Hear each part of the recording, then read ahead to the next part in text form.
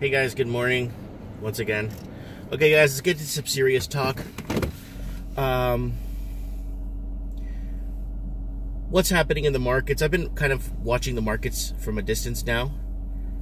Now that I've pulled out of the markets, I just pulled out. I was getting tired of this just uncertainties and stuff. I pulled out at a good time too. I bet at a loss, so I bet a substantial decent amount. So anyways, well, I got other projects I want to work on, other things I want to eventually accomplish, hopefully. So what's going on, guys? Okay, here's the problem. They're looking or thinking about quantitative easing, okay? Why are they going to do QE, quantitative easing? They've been doing quantitative easing infinity now. We're in quantitative easing infinity. Now, printing money just to basically rob us of our futures. So basically, they take the money now, and then our futures, we're just basically have to pay it back somehow or somewhere or some down the line. So what's going on? It's not good, okay? So here's the thing. Rates are at okay, in the U.S. is 2.25%, right?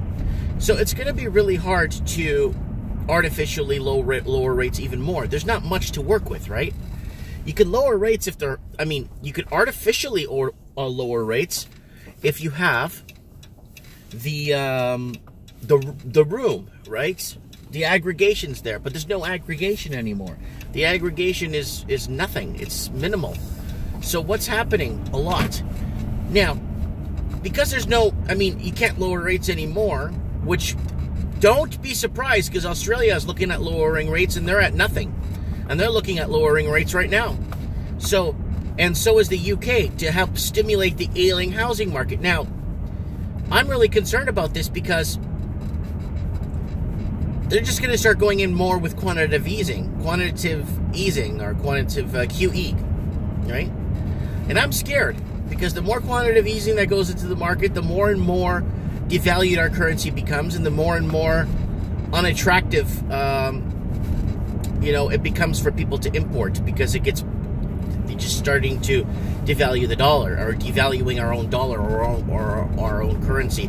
The whole fractional reserve, deregulating of banks, we've talked about that before. But what I'm scared about is the Bank of England or the London or whatever, those financial wigs over there. You know what they're saying? That in the next 1 to 3 years, America might lose its reserve currency status. It may no longer be the reserve currency status. America worked really, really, really hard to take out England or the UK from the reserve status, because the UK back in the day was the reserve currency that the world bartered against, traded against, and or used to compare rates, right? But unfortunately, it looks like the US may be coming to an end as a reserve currency. I think they're running out of options. With Venezuela no longer trading with the petrodollar, with Russia and China trading on their own type of currency or credit system they're doing, with China and Russia buying up gold in record amounts, like huge record amounts. And it's not looking good at all. It's not looking good. Not only is it not looking good, but it's looking really bad. So, one way to fix this is to stop the quantitative easing, raising interest rates, and let the economy reset. That's one way of doing it. And also stopping all the senseless wars and destabilization of other countries, and working with them as allies, and actually creating a proper commerce and trade. Okay. Now, our problem is quantitative easing is the only step they could take to help the ailing markets. I did a video recently about the delinquencies in auto loans is absolutely phenomenal. People are having a really tough time making ends meet. I got a friend dropping off a car at a dealership over in Victoria. A car, his and his wife's car, can't make the payments anymore on it. He's dropping off both cars in Victoria at the dealership. It says, sorry, I just can't afford to this. Here's my wife's car, and here's my car. We just can't afford to make payments anymore. They're gonna use transit or find other means so they could save or pay their hydro bill, you know? And that's what's going on. People are substituting for other things. So for us day-to-day people, we need to substitute or mobilize in movements strategies to make ends meet. The federal government doesn't do that. They just print money. The federal government can't make ends meet. No, they don't slash this and they don't slash this or cut back on spending on stupid things and senseless wars, all kinds of crap, you know, migration and all that crap that's happening. Instead of spending a ton of money on that, they could be actually moving around, financing to make, instead of printing off money, right? Extra large coffee, dark roast with 1 cream. Anything else? That's it. Thank you. Okay. Thank you. Good job.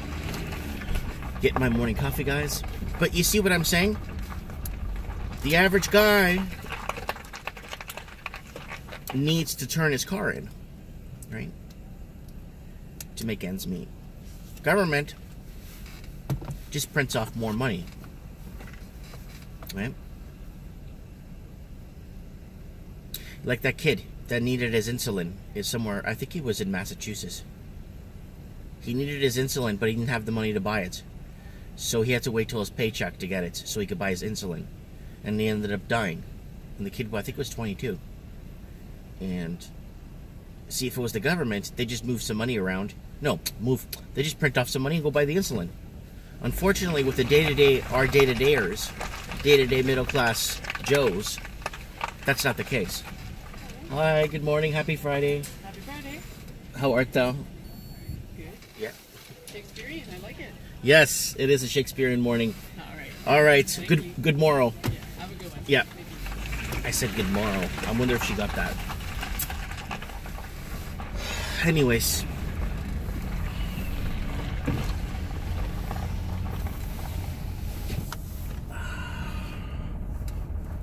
Yeah, we don't have the means to just print off the money to get what we need, right?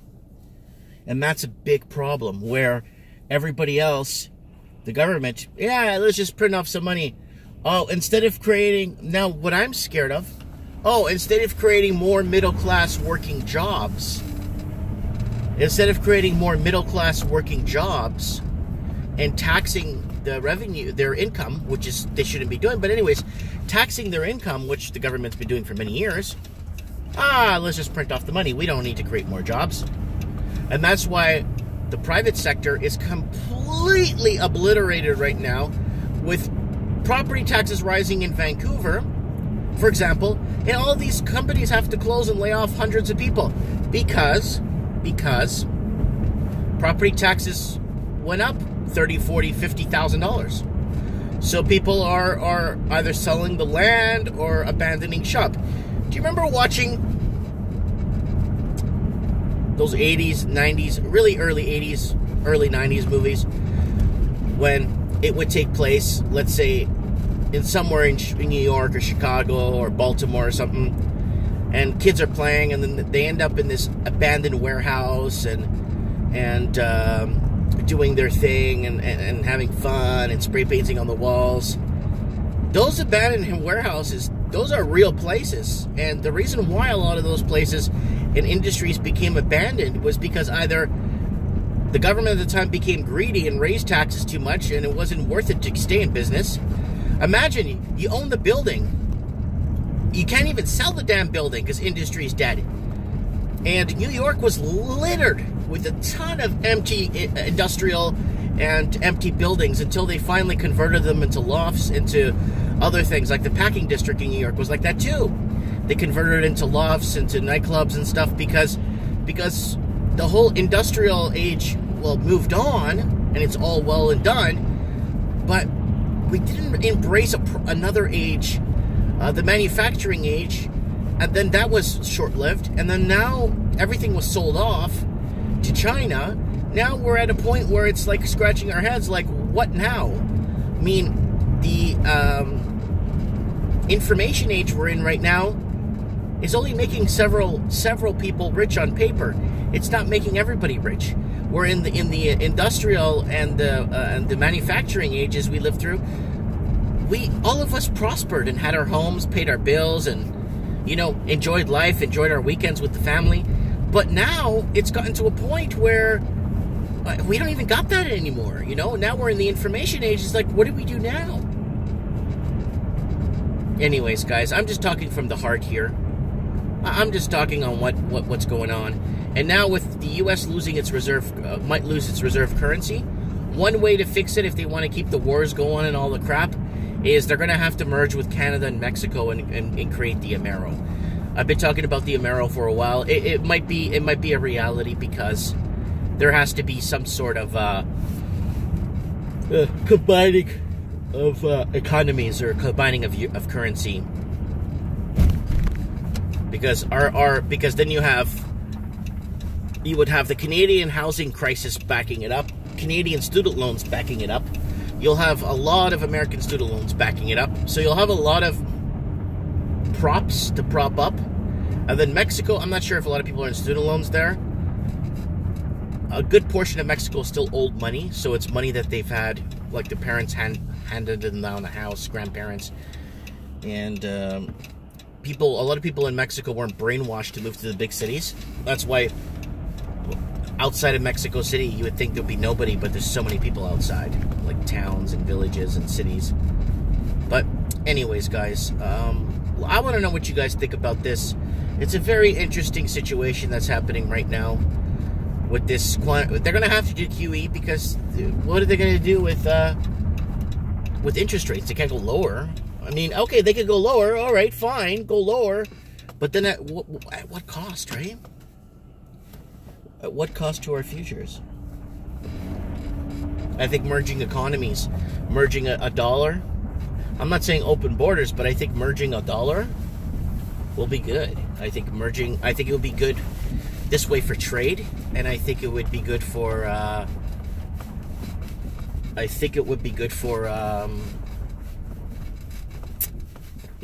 what's happening. Oh, I got a party here, guys. Big party.